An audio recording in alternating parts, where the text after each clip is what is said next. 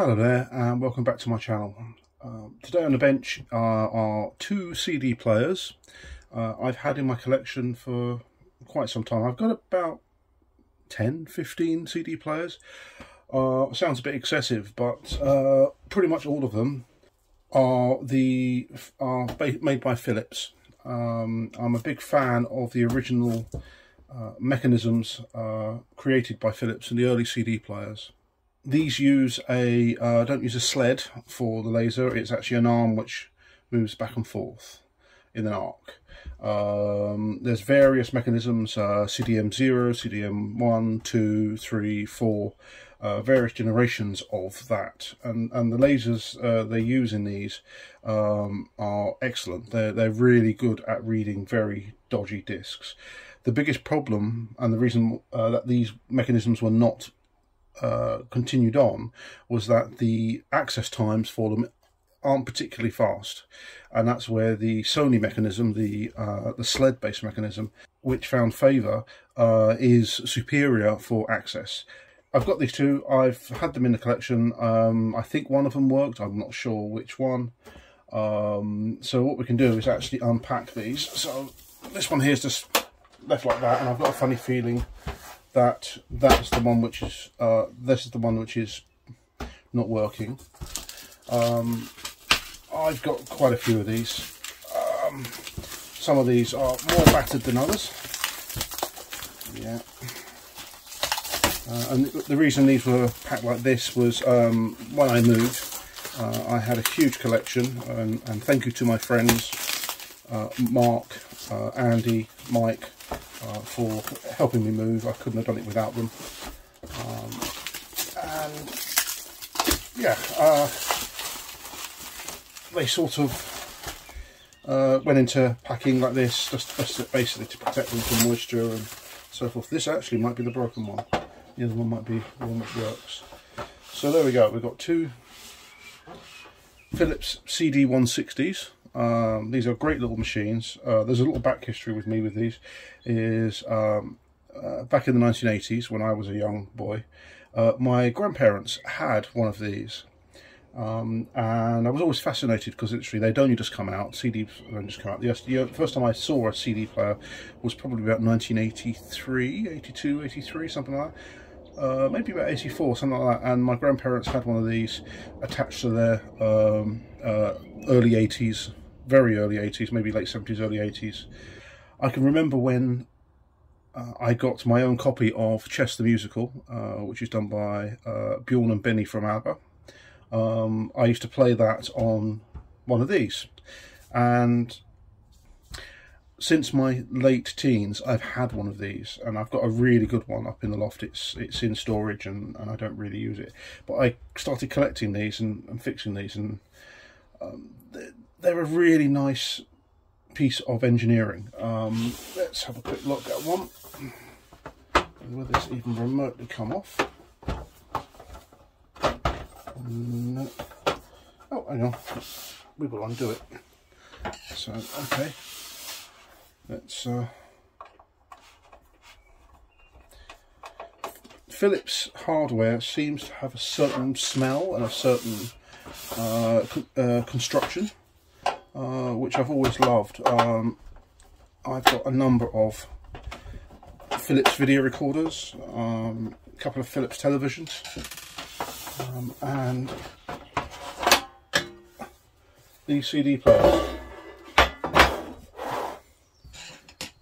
So this one does look like it's one of the ones I tried to fix. I've recapped it at some point. So here on the front we've got power, that's the tray, open and close, play, stop, pause, previous and next, the search buttons, time and track, pause, and index. Index was like a sub track within inside a track, and you could actually, if you had a single track, you might have 3 or 4 indexes, and that was part of the original design of the CD format. Was it the... Oh my god, what was the name? I think it was White Book or Red Book or whatever it's called. I can't remember. Somebody will remind me in the comments. These machines were 16-bit machines with these are 4-fold oversampling. They're just so good at tracking crappy discs, so good. I've had some really scratch up discs, and these machines are fantastic at tracking. So if I do this, let's see whether we can. Okay, right. So there is the lens mechanism. If I use my fingers, as you can see, it moves in an arc. No, I'm not touching the lens. It moves in an arc. These CD players use a very specific DAC. I think it's TDA 1540 and 1541. They have a certain audio quality that is very warm, very rich, and it's really nice. And you can hear the difference between a sort of a late 80s CD player and one of these, and they're just lovely. They've got a fantastic tone of them. This one here, as I said, I've had the board apart, so there's various things. So you've got the main power supply here. You've got some, looks like op amps there. That's the main control chip. Underneath here are the DACs, and often these machines, or these type of machines, had twin DACs, and so one for left channel, one for right. You just don't get that in modern CD players. You just have one blob sitting on a board and that's it. Yeah, so we had a heatsink because, again, we've got some linear regulators there. We also have digital out, left and right channels, and also a remote, which allows you to have a remote control for these. The digital out is it works with most hi-fi, I've found. I can't remember the exact format that comes out there, but I think it's not raw PCM signals. I can find out later. Yeah, this is the 160.05. I think there was a couple of versions, 03 or something like that. That's an interesting one. Yeah, let me take this board off and we can have a look. So here is the TDA 1541. These are rather expensive now to get, so these are quite valuable. Often these machines are basically broken up just for that chip. We've got a control chip here. We've got I'm not entirely sure what this chip was. I'm sure somebody can look it up and let me know in the comments. And we got one of the chips for the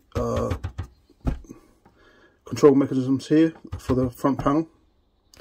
Often with these CD players of this vintage, it's the connectors and these cables that often have breaks in this cable. They use like a solid core cable. This cable's not stranded, it's actually just solid core. And when they add the connectors, they tend to, let's just zoom in. If I just zoom in there we go. At the connectors here, this one here I've actually modified and just moved it along. You have to basically take this cable out and then reposition it and then clamp it back down the inside, the connector there. They break at the edges, so you get like breaks in the cable and just the plastic that's holding it all together. That is incredibly common, and yeah, it looks like I've actually replaced this to try and fix it. So I have a feeling this one may not work at all. So yeah, let's bring that up. So for those playing at home, there's the chip. Let me know what that is. I can't remember off the top of my head. I think it might be a 4-bit microcontroller of some sort. We have a nice big transformer there. We've got the main tray, which looks like it's thing. So I may not be able to get this one working. This one I think is my parts machine from memory. So I might start with the other one. Yeah, let's just put that back in. So I might start with the other one. I don't particularly want to have to spend a lot of time on that one, because I think I remember that this one would flash the control panel and then go off, and it was something I couldn't remember. It's been a long time since. It's probably been about 5 years since I've looked at these. So let's go on to the other one, which has got more chance of actually working. So here we go. This is the other one. Again, exactly the same as the other one. This is, yeah, some of these didn't have the remote control. That was blanked there. And again, it's the nomenclature, I can never say it, or the numbering here, which dictated it, depending on the market. Again, made in Belgium. Nice big warning saying it's a laser product, and yes, I do usually. Yeah, so let's plug this one in and see what happens.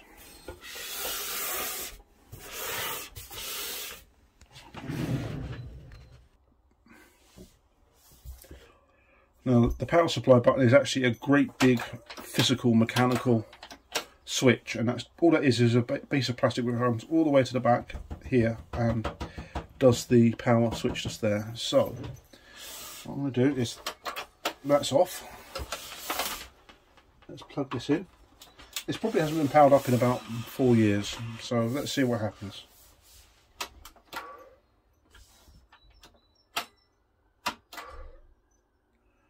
We have something.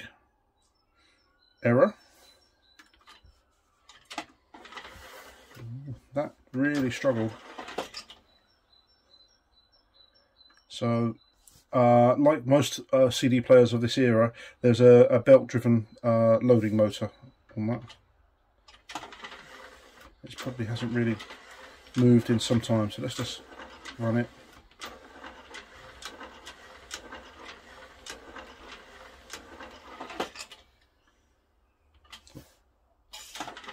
There we go.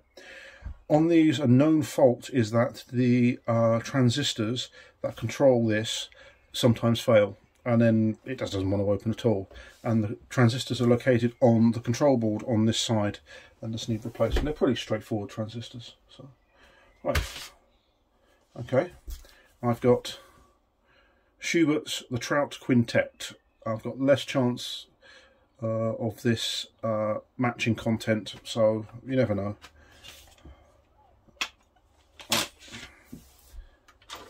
Put that in.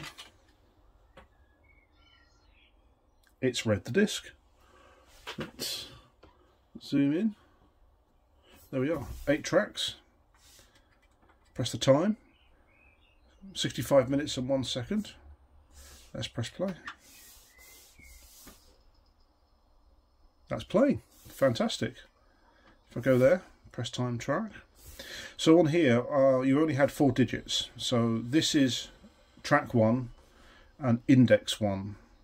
So if I press into 2 or 3, it probably might say error. Well, it might not. It depends on the disc. And then if I go to the next track, so it's track 2, and then picks up on index 1. And so at certain points in the music you would have different indexes on that track, and you could then move it on to that. You've got a repeat which goes on, pause, there's pause, and if you want to see the time, there you are, pause.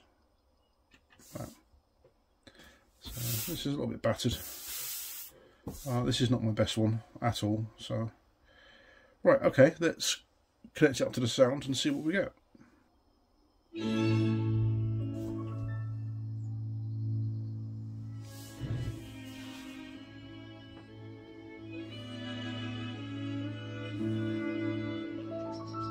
Seems to work. Let's try index. Nope. There's no index on it, it's just, there we go.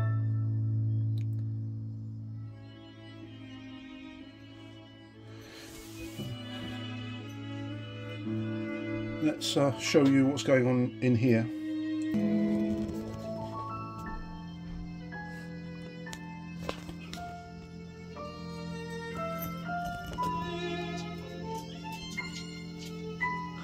Right, inside there, you can actually see the disc rotating. There's a little light, and actually, so you can actually see what's going on inside there.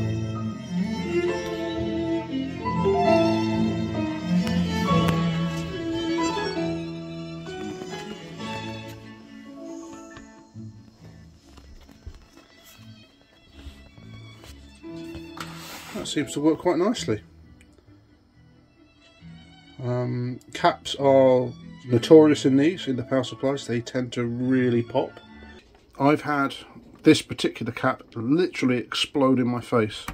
This big power cap here, when it went bad, I can remember I had the case open and I plugged the power in and pressed the on button, and it just popped and went straight out. It gave all. This particular board, I think the board works. I think it's something else to do with the mechanisms. So let me just, we now know that that one there is working. I've got it on pause at the moment. Let's get this one powered up and see what happens.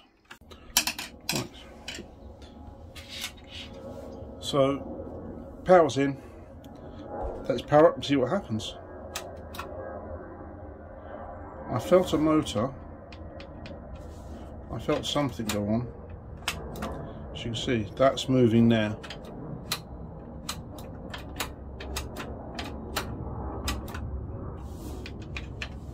No. I remember this board, this machine basically had quite a lot of problems.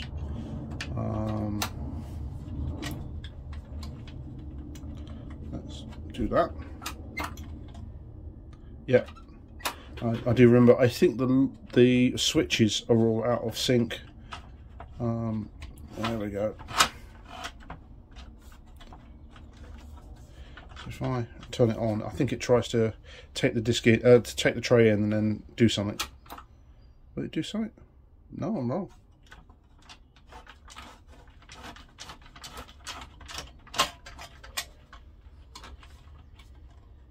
No, it's trying to eject all the time.